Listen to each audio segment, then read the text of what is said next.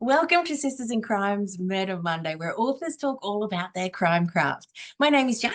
I'm a bibliophile, copywriter, occasional broadcaster, podcaster, and member of Sisters in Crime Australia, where we've been celebrating women's crime writing since 1991. My guest for this month's Murder Monday is Tasmanian-based Jo Dixon. Her debut novel, The House Then and Now, was a bestseller, shortlisted for an Ed Kelly Award, and longlisted for an Indie. Hey, Jo, how are you going?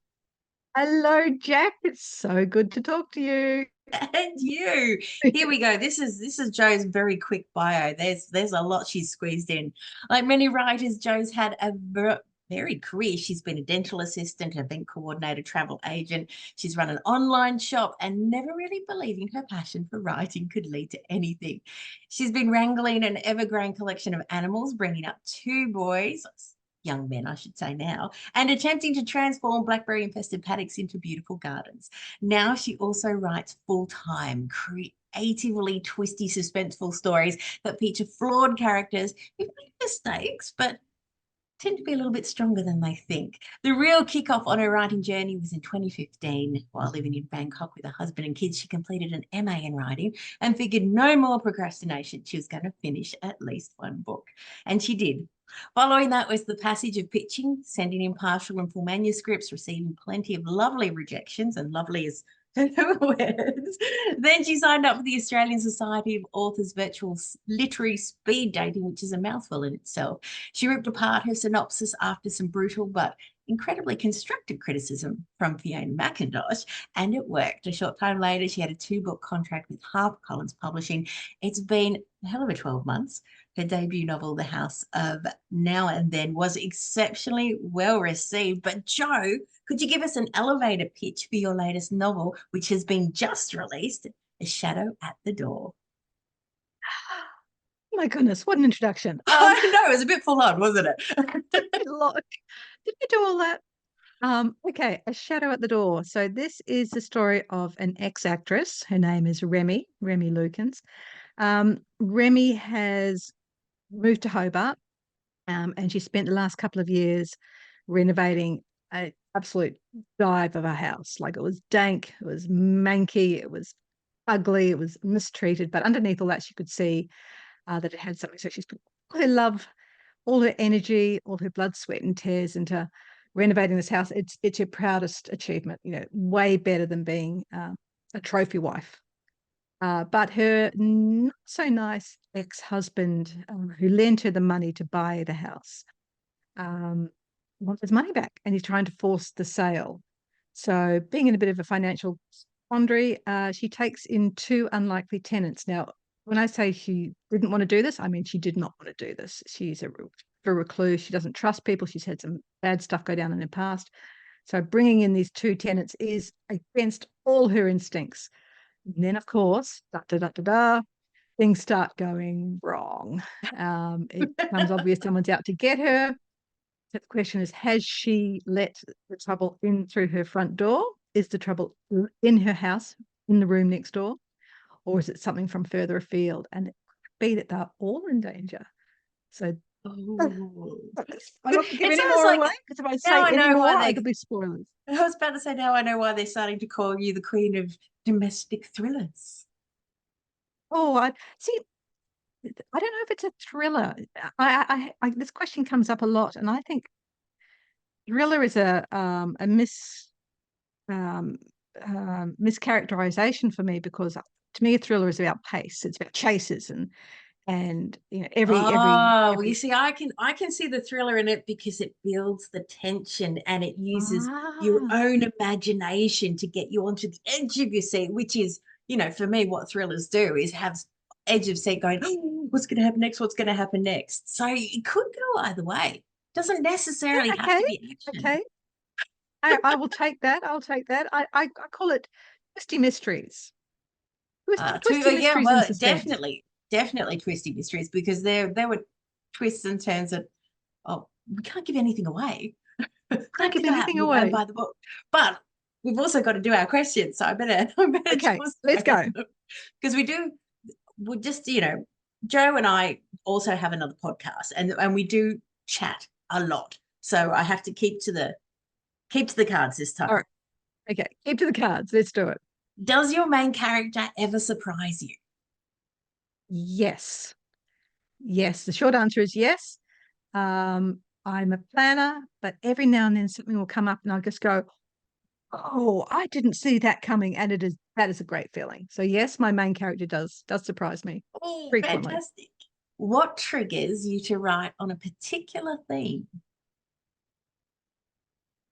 Noticing something that catches my eye, and it's the what if of situations. So, Yeah, for example, this story is about a woman an older woman who takes in tenants in suddenly a share house. The instigation for this one was a friend who was in her late 40s, had had a career job, went back to uni, and she had to go and share with people. She had to get tenants in to share with her. And I just thought, oh, what if the person in the room next door to you is, not great? You have only your gut instinct to go on. And yeah. what if your gut's wrong? There we go. I mean, we've all done share houses when we're in our 20s, and I suppose you just Yeah. take the different personalities and roll with it. But as we get older, we get a bit more picky about who we want in Yes. our Yeah. home. Oh, and here we go. I think you've already answered this one. Are you a plotter or a pantser?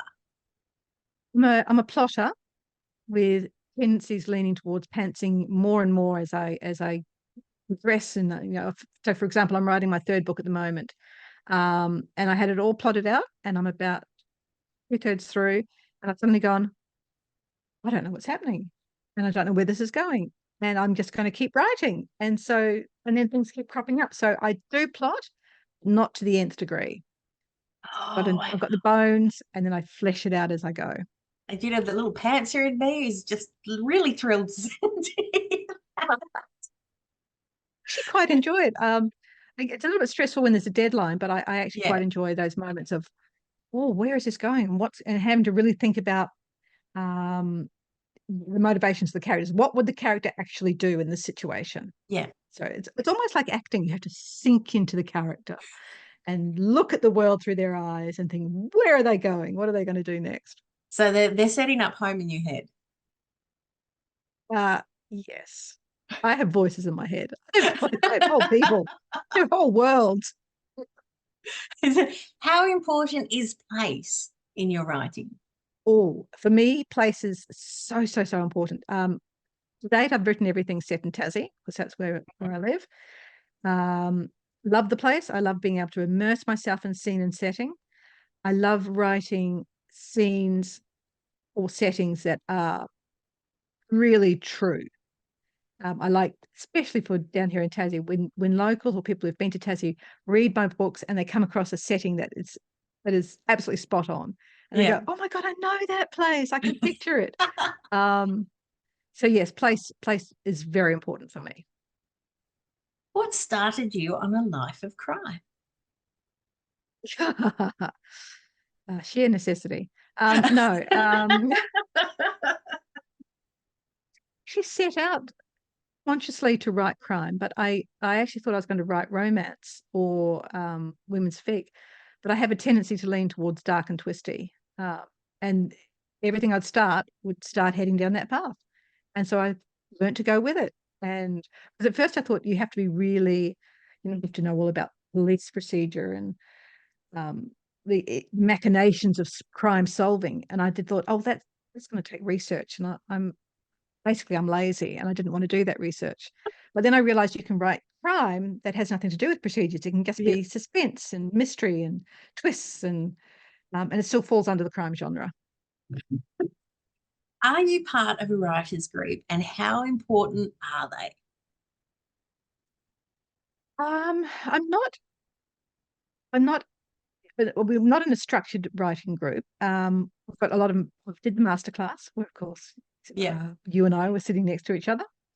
So we've met quite a few people through that. So I've got yourself and of course Fiona and others that I met uh, through masterclass. So I've got that group. There's a group of writers that I meet with down here in Tassie semi-regularly for lunch. We must do it more.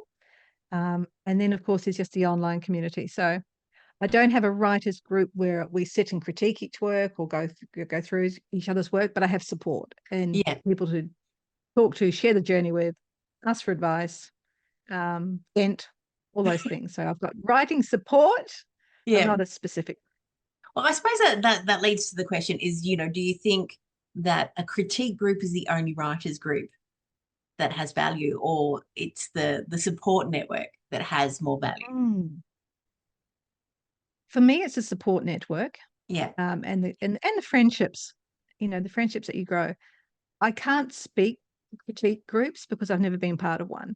Yeah. Um, and I guess I haven't even had any interest in it. I've had manuscript assessments that I've paid for, Hmm. um, and I've always found those incredibly valuable. But seeking criticism or critique from other aspiring writers or published writers, I haven't done it to this date.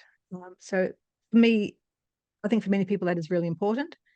Um, my personality just didn't fit into that little box. Fair enough. How much research do you do before writing? Not very much. Like I say, lazy.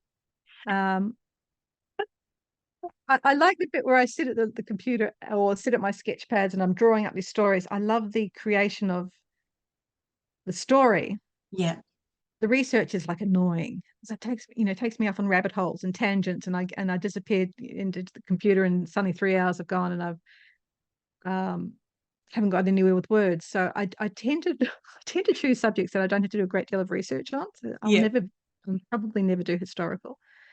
But having said that, when my first book, The House of Now and Then, one of the timelines was set in 1987. So my research was going to Etsy or going to eBay and buying 1986, 1987 Clio and Cosmo and Dolly magazines, Oh my goodness. which can I say are really expensive collector's items.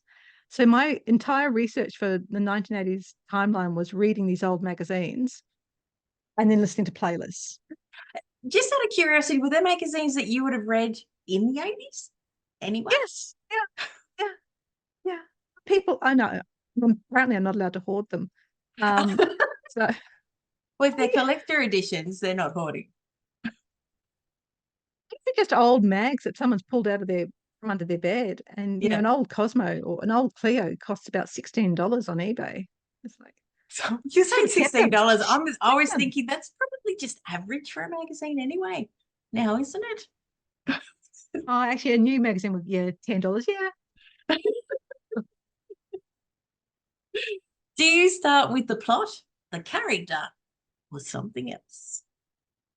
I start with situations that intrigue me. Yeah. So, House of Now and Then was someone who runs away from a public scandal and hides. It's just a situation. Shadow at the Door is an older woman who has to take in tenants. Why did she have to do it? So it's a situation. It's a concept that is the very, very, very first seed.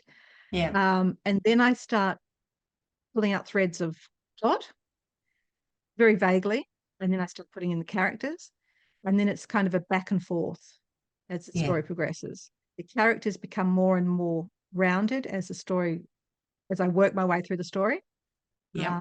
Situation, bit of plot, drop in the characters, and let them all work together. Right. Yeah. Oh, who is your favorite crime character?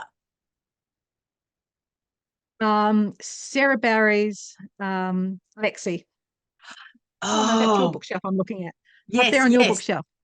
Yes, my She's favorite crime character great. is Lexi. Is it Lexi Winter? I think her Hmm. name is. In Sarah Barry's books, Unforgiven, Vendetta. Love her. Retribution. Yeah. She's just not your regular character. Fantastic. Alrighty. Do you have a favorite food when you write? No, no, well, no. A little bit of chocolate doesn't go astray. Mm-hmm. Mm-hmm. It's always But no, good. not a favorite food as such. No. How do you write about violence? I'll hold it. If the dogs start barking, they'll only go for a little while. That's okay. Okay. How do I go writing about violence? I don't find it easy. No. Um, yeah, I really don't. And some of the top subjects that came up in the House of Now and Then were include sexual abuse and Mm. things like that. And I've tended to write from the more emotional side than actually describing it in detail. There is a little bit of violence in The Shadow at the Door.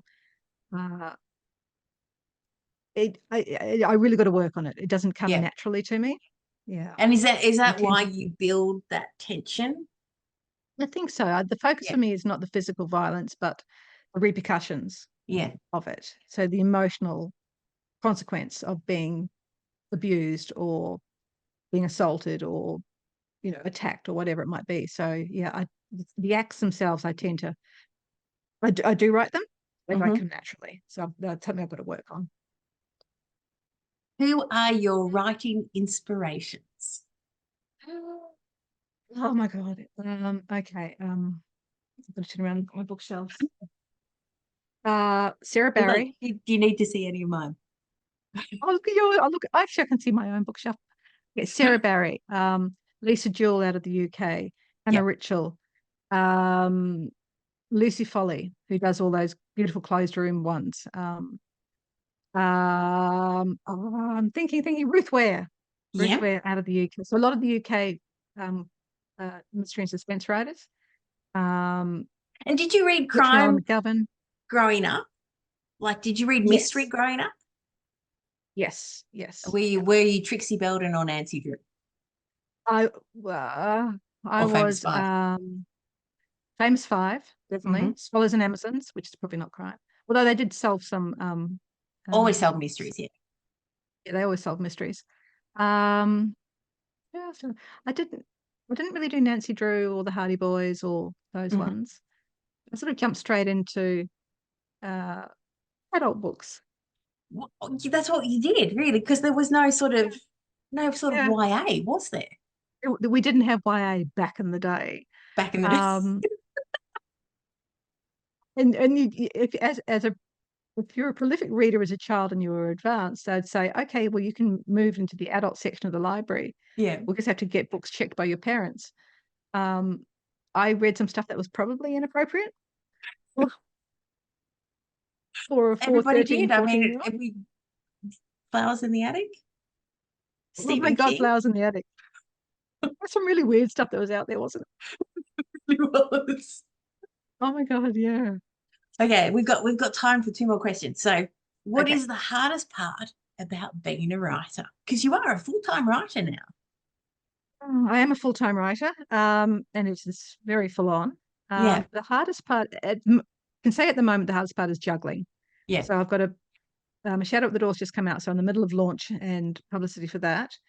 I'm on a deadline for book 3, which is called at this stage called An Act of Truth and Fiction, working title. So I'm absolutely glued to the laptop writing that while trying to do launch. So that juggle thing is a little bit hard. And sometimes the hardest part is, well, let's just face it, this is my dream career. I love this so much. But Yeah. that doesn't mean that every day is joy and bubbles. There are days where it's just hard work. And you Yeah. have to make yourself sit down and you have to, and the words don't come and you doubt yourself. So that's not easy. Mm. Uh, and it doesn't stop me from absolutely loving doing this, including this career at my age, is astonishing and so satisfying. And our last question, how would you get away with murder? Okay, so one of my favorites is Basic Instinct, and I love this as a writer. So you you twist it round and round and round. So you commit the murder you've written about, Yeah. and then say that you couldn't possibly have done the murder because you've written about it and researched it. So someone's setting you up, and then actually you did do it. So see, I love that. It sounds like a Val McDermid. That sounds perfect. Yeah. So you make it so obvious that it was you that it couldn't possibly have been you. Yes. Oh, I like it. Jo Dixon, thank you so much for joining us on Murder Mondays. We know that A Shadow at the Door will be another bestseller. Murder Monday interviews are available on Sisters in Crime's YouTube channel at 6 p.m. once a month on a Monday. Jo, all the best with the launch and traveling all around Australia to promote A Shadow at the Door. Thanks, Jack. Thank you, Sisters in Crime.